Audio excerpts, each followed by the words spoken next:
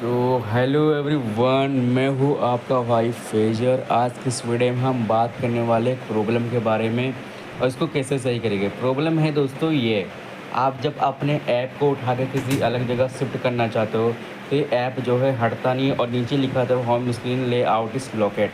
ये देखिए मैं इसको हटा रहा हूँ, ये लिखा रहा home screen layout is locket.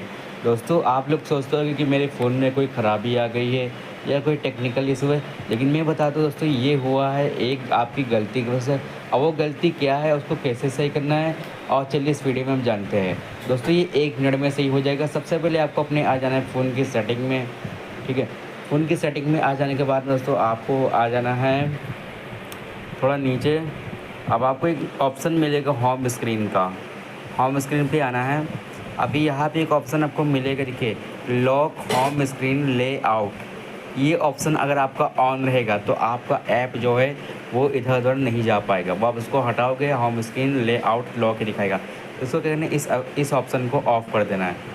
फिर अब हम बैक आते हैं। अब आपको दिखाते हैं कि हमारा जो प्रॉब्लम है वो सॉल्व हो चुका है। अब मान लीजिए हम OLX को यहाँ से हटाते, देखिए ये अब चालू हो गया। ठीक है दोस्तों, ये थी हमारी प्रॉब्लम और मैंने आपको बताया ये सोल्यूशन।